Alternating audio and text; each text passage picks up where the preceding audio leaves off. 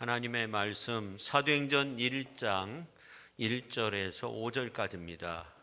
데오빌루여, 내가 먼저 쓴 글에는 무릇 예수께서 행하시며 가르치시기를 시작하신부터 그가 택하신 사도들에게 성령으로 명하시고 승천하신 날까지의 일을 기록하였노라. 그가 고난받으신 후에 또한 그들에게 확실한 많은 증거로 친히 살아계심을 나타내사 40일 동안 그들에게 보이시며 하나님 나라의 일을 말씀하시니라. 사도와 함께 모이사 그들에게 분부하여 이르시되 예루살렘을 떠나지 말고 내게서 들은 바 아버지께서 약속하신 것을 기다리라.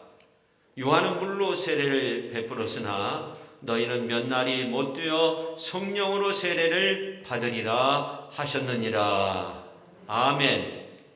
하나님 아버지, 감사드립니다. 오늘 이렇게 주님 전에 찾아 나온 저희들 위해 말씀을 통해서 은혜 받게 하시고 우리의 삶이 새로워지는 그러한 복된 시간 되게 하여 주옵소서. 성령께서 역사하여 주옵소서. 예수님의 거룩하신 이름으로 기도하옵나이다. 아멘.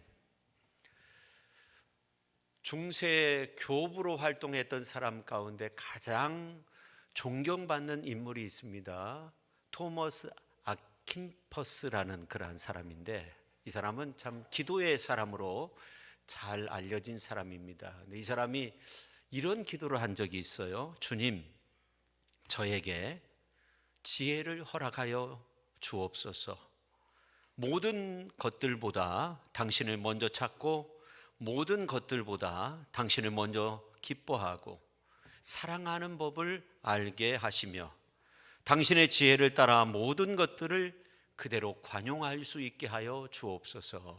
그렇게 기도를 했어요. 이 기도문이 참 아름다운 것은 하늘의 지혜를 허락하사 먼저 하나님을 찾고 먼저 하나님을 사모하고 먼저 하나님을 기뻐하고 먼저 관용하면서 살게 해달라고 그렇게 기도한 겁니다.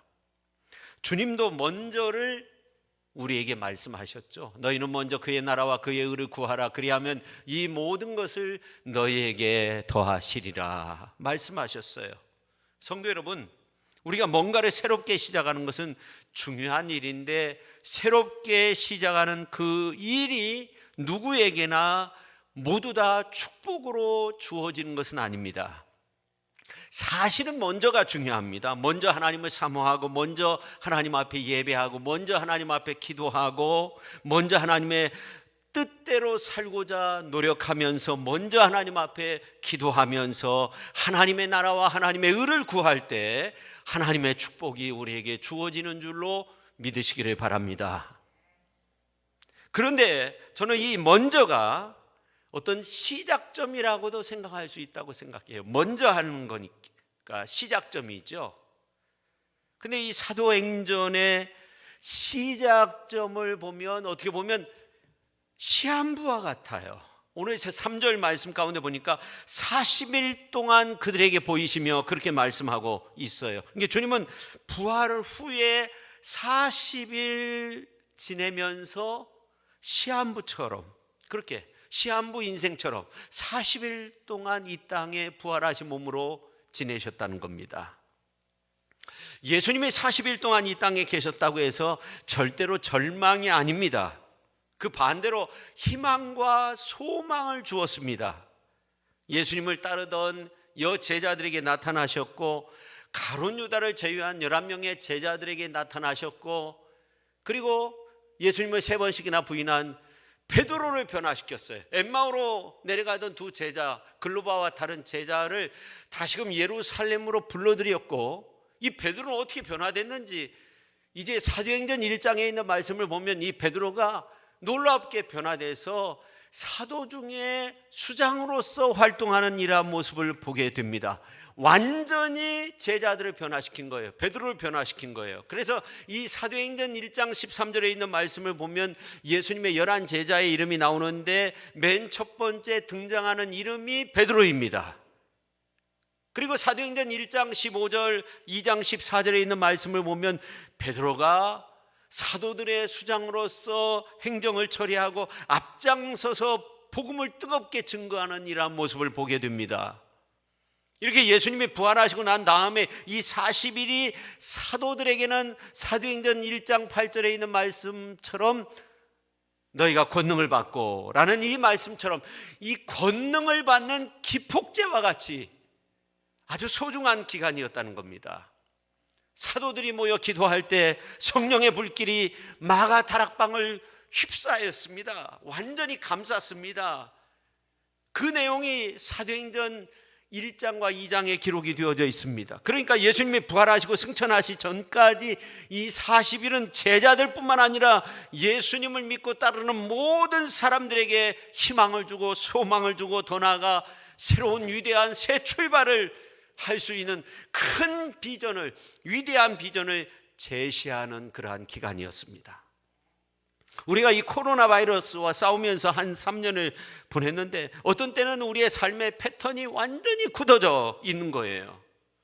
성도 여러분, 우리의 마음은 정말 쉽게 굳어집니다. 예수님의 제자들의 모습을 보십시오. 예수님 십자가에 죽으시고 3일 만에 부활하셨는데 그 3일 동안 완전히 그들의 마음이 굳어졌어요. 우리도 마찬가지죠. 그래서 우리가 좀 힘써서 일어나야 돼요. 우리가 힘써서 주님 앞에 나오고 주님께 부르짖어야 되고 먼저 주의 뜻을 구하며 살아갈 수 있어야 됩니다. 먼저 그의 나라와 그의 의를 구하는 삶을 살아야 됩니다. 그야말로 우리가 처한 현실, 우리가 처한 상황 속에서 먼저의 신앙이 필요한 겁니다. 왜냐하면 우리의 상황이 쉽지 않아요. 어려운 길을 걷고 있어요.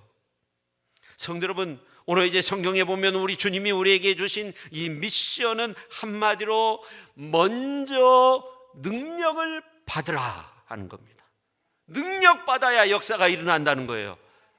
그럼 능력 받을 준비가 되어 있었는가? 그렇지 않아요. 예수님의 제자 사도들이나 사도들과 함께 있었던 성도들이나 전부 의심과 두려움 속에서 암담하게 지내고 있었습니다. 가룟 유다 대신 제비 뽑힌 마띠아는 갑자기 무슨 훈련을 받은 것도 아니고 예수님과 함께 한 것도 아닌데 사도로서 뽑힘을 받았으니 얼떨떨하죠. 그러니까 예수님 당시의 성도들이나 오늘 우리의 모습이나 별반 다르지 않는다는 거예요. 어떤 형편, 어떤 처지에 있든지 우리가 성령을 받아야 되는 겁니다. 능력을 받아야 되는 겁니다. 능력 받아야 앞을 향해서 나아갈 수 있는 겁니다. 오늘 예배드리는 우리 모두가 그 능력의 길을 주님께로부터 찾을 수 있기를 예수님의 이름으로 축원합니다. 부활의 주님은 길이요 진리요 생명입니다. 부활의 주님은 더 확실한 능력 받는 길을 우리의 본문 말씀, 오늘 이제 말씀을 통해서 우리 향해 말씀하고 있어요. 그 길을 따라가서 능력받은 120명의 성도들처럼 오늘 우리들도 오늘 말씀을 통해서 사도행전에 있는 말씀을 통해서 우리가 큰 은혜 받고 큰 능력 받는, 그래서 새롭게 다짐하고 새 출발할 수 있는 우리 귀한 성도님들이 다 되실 수 있기를 예수님의 이름으로 축원합니다. 첫째, 능력이 하나님의 나라, 그리스도의 나라에 있다는 거예요. 고사성어 가운데 세옹지마라는 그러한 말이 있죠. 변방새, 늙을 옹, 갈지, 말마해서 세옹지마라는 말이 있잖아요.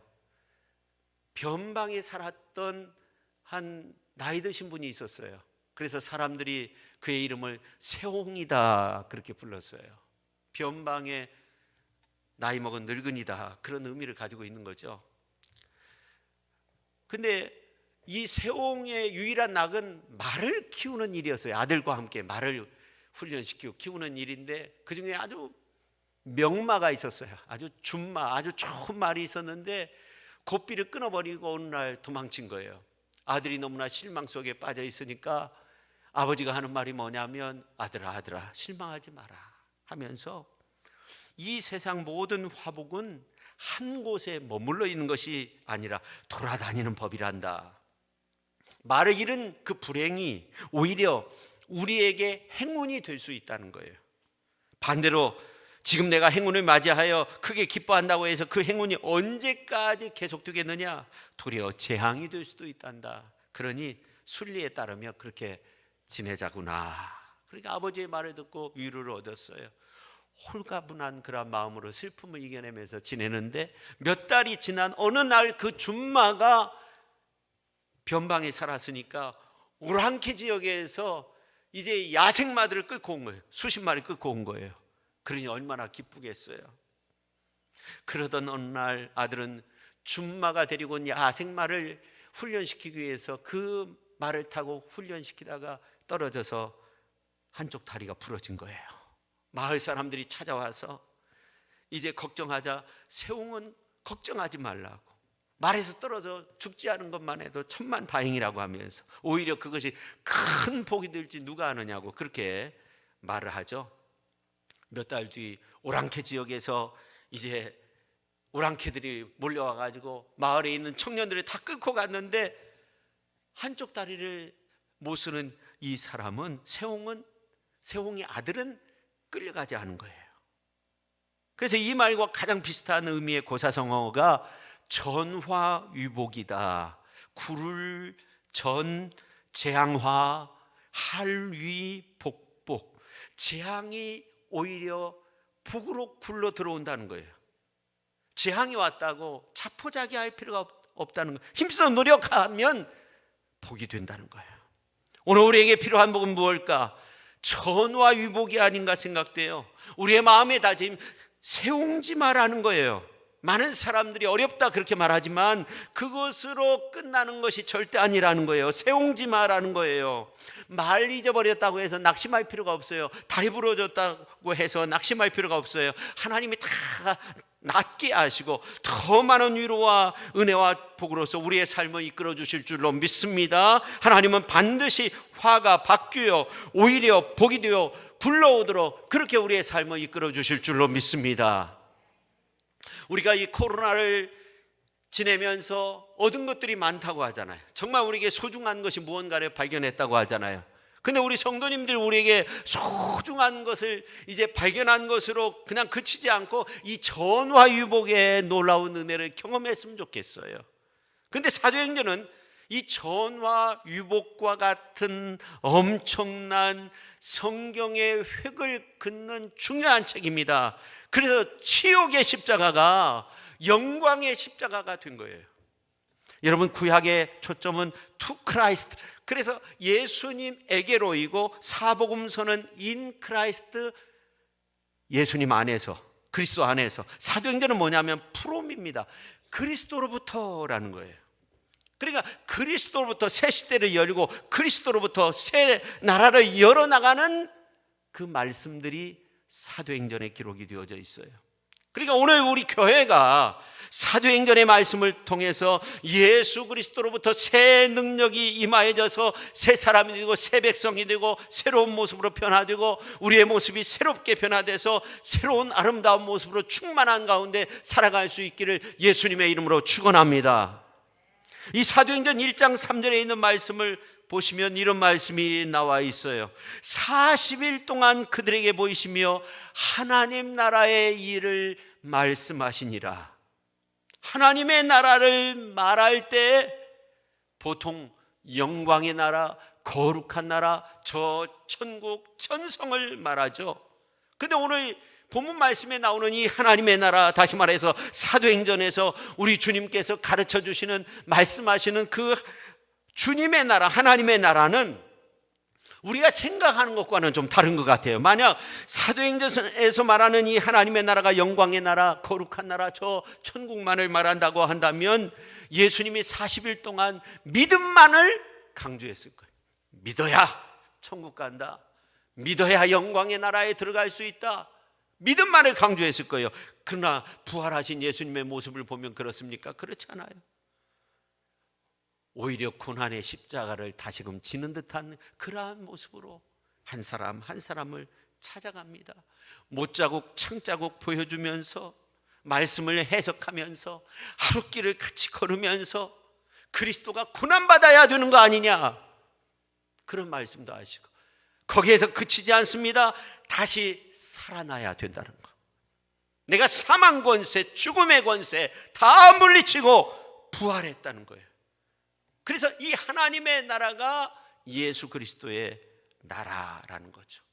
날 위해 죽으신 예수님의 십자가로 사탄 마귀가 멸해지는 나라, 날 위해 부활하신 부활의 나라, 주님 믿으면 다시금 사는 나라.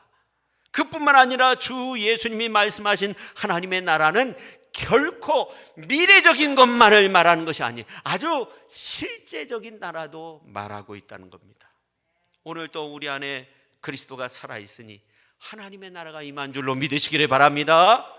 그러므로 능력이 다른 데 있는 것이 아니라 여러분에게 지워진 십자가에 있는 거예요. 여러분의 부활의 믿음 가운데 있는 거예요. 우리는 예수님을 통해서 하나님의 나라 실체를 볼 수 있고 잡을 수 있고 들을 수 있고 믿을 수 있어요. 그래서 하나님의 나라는 예수님의 나라, 예수님이 마련하신 나라, 예수님이 역사하시는 나라가 되는 줄로 믿으시기를 바랍니다. 그런데 여러 가지 이유로 이 세상의 나라가 하나님의 나라를 막는 경우가 많이 있어요. 그런데 이 세상의 것이 하나님의 나라를 막으니까 세상이 어떻게 돌아가요? 다 썩어지고 다 말라버리고 이상한 길로 가는 듯한 이러한 모습들을 보잖아요. 세상이 더 어두워지잖아요. 이 시대에 우리가 얼마나 정말 또 코로나 시대에 얼마나 어두웠습니까? 성도 여러분, 우리가 세상의 것은 결코 하늘의 것을 열 수 없다는 것을 알아야 됩니다. 오직 열 수 있는 것은 예수 십자가밖에 없는 줄로 믿으시기를 바랍니다. 그래서 사도 바울은 에베소서 2장 16절부터 이런 말씀을 했어요. 또 십자가로 이 둘을 한 몸으로 하나님과 화목하려 하심이라 원수된 것을 십자가로 소멸하시고 또 오셔서 먼 데 있는 너에게 평안을 정하시고 가까운 데 있는 자들에게 평안을 전하셨으니 이는 그로 말미암아 우리 둘이 한 성령 안에서 아버지께 나아감을 얻게 하려 하심이라. 한 성령 안에서 아버지 하나님께 나아간다는 것이 무엇을 말합니까? 하나님의 나라에 나아감을 말하는 겁니다. 그러면서 19절에 있는 말씀을 보면 이제 너희는 외인이 아니라는 거예요. 이제는 나그네도 아니라는 거예요. 오직 동일한 성도고 시민권자고 하나님의 권속이라는 거예요. 그러면서 사도 바울은 자신 있게 20절에서 말합니다. 우리가 빌립보서 3장 20절 같이 한번 읽겠습니다. 그러나 우리의 시민권은 하늘에 있는지라 거기로부터 구원하는 자 곧 주 예수 그리스도를 기다리노니. 아멘. 우리 예수님께서 십자가로 원수된 것, 하나님과 막힌 것 다 허무셨어요. 자기의 육체로 허무셨어요. 예수님의 십자가로 다 허무셨어요. 예수님의 십자가로 열은 겁니다. 주님의 나라가 임한 겁니다. 예수님의 사랑의 나라가 임한 겁니다. 예수님의 사랑의 역사가 임한 겁니다. 부활의 권세, 부활의 능력이 나타나게 된 겁니다. 예수 그리스도의 나라가 능력의 나라인 거죠. 그래서 사도행전을 성령행전이다. 그래서 사도행전의 시작을 보니까 하나님의 나라로부터 시작하고 있잖아요. 근데 놀라운 것은 사도행전 28장까지 기록이 되어져 있는데 맨 끝절이 31절인데 맨 끝절에 보니까 이렇게 말씀하고 있어요. 하나님의 나라를 전파하며 주 예수 그리스도에 관한 모든 것을 담대하게 거침없이 가르치더라. 놀라운 말씀 아닙니까? 사도행전의 시작도 사도행전의 끝도 하나님의 나라 예수 그리스도의 나라라는 거예요.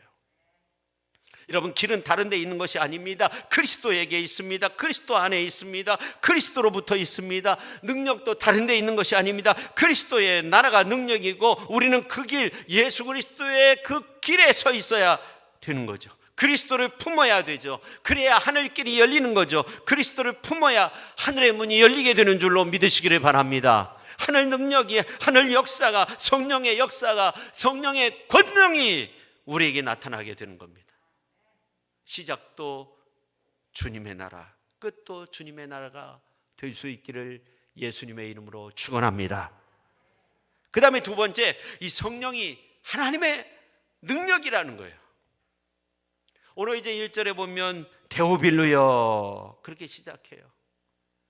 누가복음서에 있는 말씀에도 보면 데오빌로 가카에게 이런 표현이 누가복음서 1장 3절에 기록이 되어져 있어요.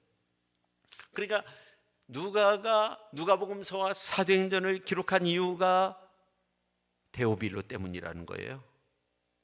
너무나 궁금하지 않습니까? 데오빌로라는 사람이 누구길래? 누가복음서 24장, 사도행전 28장, 그 엄청난 한 사람을 수신자로 잡고 그 엄청난 대서사시와 같은 그 엄청난 말씀, 이 누가가 자기 직업 다 버리고 자기의 전 생애를 걸고 사도 바울과 함께 복음을 전하면서 어렵게 전도 사역을 감당해 왔는데, 엄청난 복음의 내용, 그 전도 사역의 내용, 이 이야기를 한두 장 써고 끝나는 것이 아니라 엄청난 분량으로 자세하게 이제 써서 보낸 이유가 데오빌로만을 위한 것이었을까라는 그런 의문이 생기잖아요. 근데 참 놀라운 것은 빌라도에 대한 어떤 역사적인 기록은 지금도 남아있는데 이 데오빌로에 대한 기록은 남아있지 않아요. 근데 의사분들 보면 차트가 있잖아요. 의학 용어를 쓰기도 하고, 요즘은 이제 보험과 관련돼서 이제 환자도 그것을 볼 수 있도록, 그러니까 의사인 자기가 보고 환자의 상태에 대해서 보고 의료진들이 함께 볼 수 있도록, 그리고 환자도 볼 수 있도록 그걸 쓰는 거예요. 그런 원리로 보면 의사인 누가가 누가복음서 사도행전을 쓴 목적을 알 수 있어요. 데오빌로라는 말이 이 헬라어 복합어인데, 데오스 하나님, 그 다음에 필레오 친구, 다시 말해서 하나님의 친구분에게 편지를 썼다는 거예요. 글을 썼다는 거예요. 이러한 사실로 따지면 오늘 저와 여러분을 향해서 써놓은 책이 누가복음서고 이어서 사도행전 아닙니까? 그렇게 방대한 정말 이 성경 말씀 누가복음서 사도행전을 기록한 그 목적을 우리가 충분히 이해할 수 있잖아요. 그런데 놀랍게 이 누가가 누가복음서를 쓸 때하고 사도행전을 쓸 때하고 좀 관점이 이게 시차가 있는 거죠. 누가가 복음서를 기록할 때 가르치는 것이 먼저였어요. 예수님께서 가르쳤다는. 사도행전에 와서는 이제 뭐가 먼저냐면 행하는 거예요. 행하는 거. 그래서 사도행전 시작을 보면 이제 2절 말씀을 보면 그가 택하신 사도들에게 성령으로 명하시고 승천하신 날까지의 일을 기록하였노라. 다시 한번 생각해 보니까 이게 십자가를 보니까 가르치는 것으로 끝나지 않는다는 거예요. 예수님의 부활도 그냥 가르치는 것으로 끝나지 않는다는 거예요. 보여주신 거예요. 행함이라는 거예요. 관점이 달라졌어요. 누가복음서를 기록할 때는 그렇지 않았는데, 여러분 성령의 역사하심도 마찬가지잖아요. 우리가 성령의 역사하심에 관한 말씀이 이제 사도행전 1장, 2장부터 이렇게 나오는데, 방 속에 숨어있던 제자들이 밖에 나가서 표적과 기사와 이적을 보여주면서 막 복음을 전하잖아요. 누가는 아예 사도행전의 시작부터 확실한 증거로 친히 살아계심을 나타내사 40일 동안 그들에게 보이시며 하나님의 나라의 일을 말씀했다는 거예요. 그래서 우리가 이 사도행전의 말씀, 특별히 이 시대 속에서 우리의 이 신앙의 태도가 좀 바뀌어야 되지 않는가. 포스트 코로나 이 어려움의 시기를 우리가 어느 정도 이겨낸 우리의 모습 바뀌어져야 한다는 거예요. 은혜를 그냥 바라는 신앙에서 행하는 역동적 신앙으로 전환할 수 있기를 바랍니다. 시편에 있는 말씀처럼 내게 주신 모든 은혜를 내가 여호와께 무엇으로 보답할까? 이 시편 기자의 모습이 우리에게 필요하다는 거죠. 정말로 은혜만 바라는 신앙에서 행하는 신앙으로 바뀌어야 됩니다. 우리의 삶 속에서도 좀 바뀌어져야 됩니다. 뭔가 바라는 그런 신앙의 모습, 생활의 모습에서 뭔가를 줄 수 있는 그런 모습으로 바뀌어야 돼요. 근데 바뀌기 위해서는요, 우리 힘으로 안 되는 거예요. 바뀌기 위해서는요, 우리의 능력으로 안 돼요. 힘으로 능력으로 안 되는 거예요. 우리가 능력 받아야 돼요. 능력이 필요해요. 성령 충만한 능력이 필요해요. 은혜 충만해야 돼요. 누가도 예수님을 보니까 오늘 이제 2절 전반절에 보니까 그가 택하신 사도들에게 성령으로 명하셨다는, 성령으로 명령하셨다는 거예요. 그의 가르치심도 보니까 성령으로 가르치셨다는 거예요. 성령으로 명령하셨다는 거예요. 여러분, 이 성령은요 역동케 해요. 이 성령은 행하게 만드는 거예요. 저도 성령 받고 아주 적극적인 사람이 됐어요. 사실은 너무나도 많이 바뀌었는데, 저 목회하면서 이렇게 보면 정말 성령 충만히 받고 은혜 충만히 받고 이 사람이 완전히 180도 바뀌어지는, 하루아침에 바뀌어지는 모습도 보았어요. 오늘 이 예배에 참여한 우리 모두가 바뀌어질 수 있기를 예수님의 이름으로 축원합니다. 그래서 성령의 역사가 부활하신 예수님과 비슷해요. 삼위일체 하나님과 그럴 수도 있겠지만 시간과 공간, 어떤 상황, 환경, 문제 이란 것들을 깨트리잖아요. 여러분, 지구촌의 상황을 보십시오. 에너지 파동, 식량 위기, 전쟁의 위험, 정치적 노선이 다름으로 인한 여러 가지 시대의 흐름 속에서 일자리가 줄어들고, 이러한 상황 속에서 성령님은 인간의 환경, 생각, 언어까지도 그냥 뛰어넘어요. 뭐 그런 말이 있잖아요. 한 큐에 바뀐다고 하는 것처럼 완전히 그냥 탁 바뀌어버리는 거죠. 이 예수님을 가르치는 것도, 행동하도록 명하시는 것도 성령으로 명하셨다는 거예요. 사명 감당하도록. 성령이 바로 능력의 하나님이 되시는 줄로 믿으시기를 바랍니다. 자, 오늘 5절 말씀 같이 한번 읽어볼까요? 요한은 물로 세례를 베풀었으나 너희는 몇 날이 못 되어 성령으로 세례를 받으리라 하셨느니라. 세례도요 물 세례가 아니에요. 물 세례는 겉만 씻는 거예요. 그러나 성령은 속사람을 씻는 거죠. 원래 우리의 마음속이 어떻습니까? 마가복음서 7장에 있는 말씀을 보면 예수님의 제자들이 손을 씻지 않고 음식을 먹게 돼요. 그래서 바리새인들이 와서 왜 당신의 제자들 가운데 음식 먹을 때 손을 씻지 않고 관습에 따라서 그렇게 행하지 않습니까? 그러니까 예수님께서 고르반에 대해서 말씀하시고 이어서 하시는 말씀이 속에서, 마음에서 나오는 것이 악하다는 거예요. 속으로 들어가는 거예요. 음식물이 사람을 악하게 만드는 것이 아니라는 거예요. 그러면서 마음에서 나오는 것이 악한 생각, 음란, 도둑질, 살인, 간음, 탐욕, 악독, 속임, 음탕, 질투, 비방, 교만, 우매함이니, 이 모든 악한 것이 다 속에서 나와서 사람을 더럽게 한다는 거예요. 그 찬양이 맞는 것 같아요. 찬송가 423장, 먹보다도 더 검은 죄로 물든 이 마음, 그런 마음 아닙니까? 근데 성령 세례받아 어떤 마음으로 바뀌었습니까? 흰눈보다 더 이게 깨끗하게 되었네. 그래서 우리가 어떻게 됩니까? 주의 보혈 흐르는데 믿고 뛰어나. 주의 은혜 내가 입어 깨끗하게 되었네. 여러분, 그 은혜가 우리에게 있는 줄로 믿으시기를 바랍니다. 그렇습니다. 이 성령은 보혈을 드러내는 거예요. 은혜를 드러내는 거예요. 성령은 보혈과 함께 역사하는 거예요. 우리의 속사람까지 깨끗하게 씻어주는 거예요. 그래서 견고한 망대와 같이 우리가 하나님 앞에서 춤을 추며 하나님께 영광 올려드릴 수 있도록 그렇게 우리의 삶을 이끌어 주시는 줄로 믿으시기를 바랍니다. 할렐루야. 아멘도 안 하시네요. 할렐루야. 그래서 우리가 살고 있는 이 시대 속에서 이 견고함은 예수님의 보혈밖에 없는 거예요. 그러니 성령의 능력이 필요하죠. 성령이 최고의 능력이죠. 성령의 능력이 하늘의 능력이죠. 성령의 능력은 보혈의 능력의 역사로서 우리의 삶을 바꿉니다. 성령을 앞세우시기를 바랍니다. 성령이 행하도록 하십시오. 성령이 말하게 하십시오. 보혈의 은혜가 충만히 임하도록 성령의 능력으로 충만한 귀한 성도님들이 다 되실 수 있기를 예수님의 이름으로 축원합니다.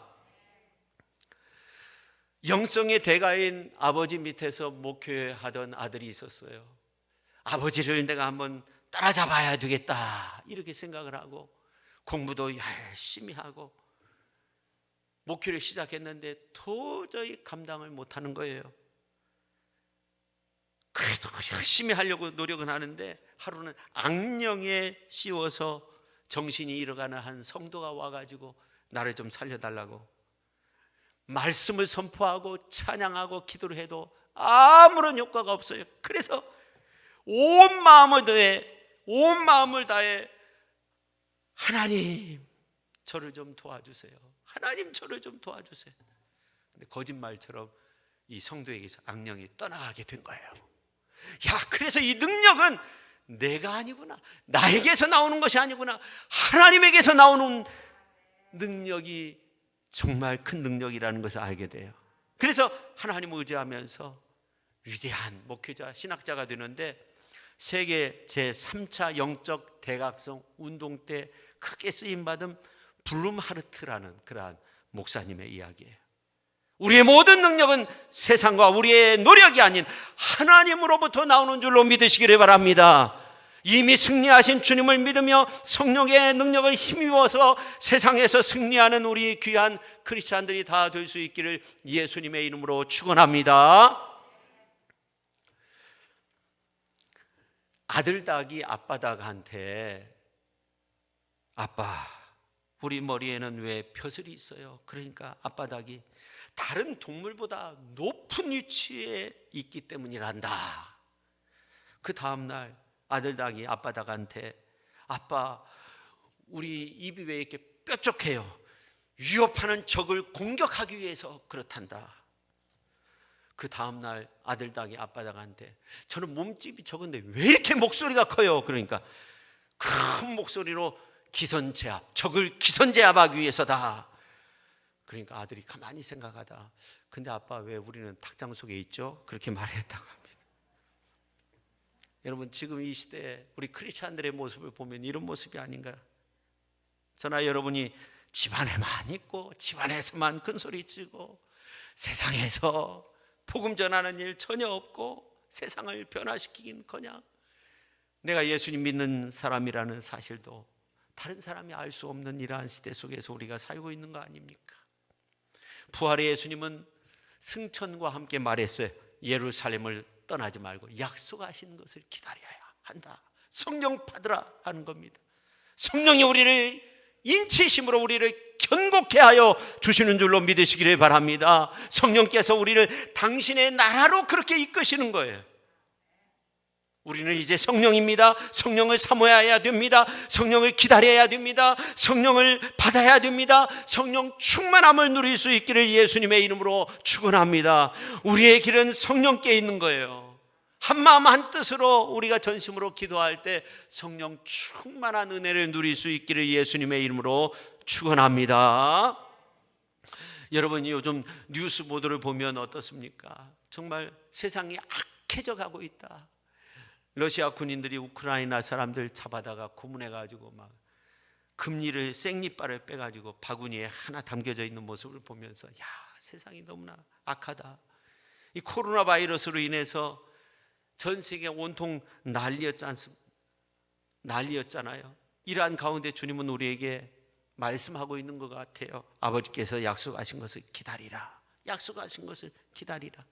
그럼 왜 기다려야 되는가? 고린도후서 1장 21절 22절 말씀을 보니까 우리가 같이 한번 읽어볼까요? 21절 말씀 같이 한번 읽겠습니다. 우리를 너희와 함께 그리스도 안에서 굳건하게 하시고 우리에게 기름을 부으신 이는 하나님이시니 그가 또한 우리에게 인치시고 보증으로 우리 마음에 성령을 주셨느니라. 아멘.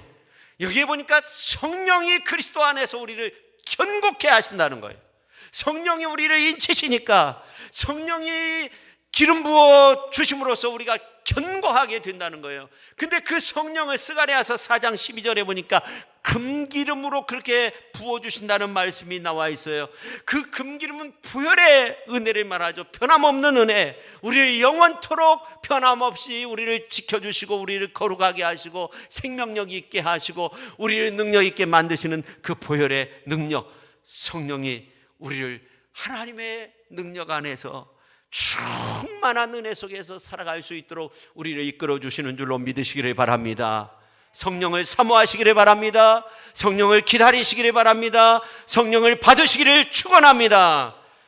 그래서 성령 충만하여서 세상을 변화시킬 수 있는 저와 여러분 모두가 될 수 있기를 예수님의 이름으로 축원합니다. 기도하겠습니다. 하나님 아버지,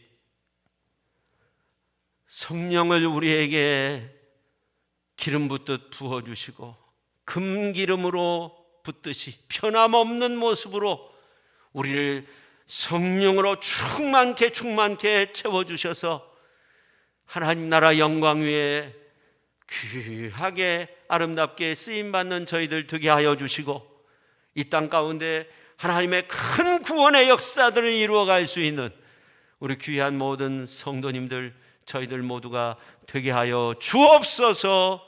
예수님의 이름으로 기도하옵나이다. 아멘.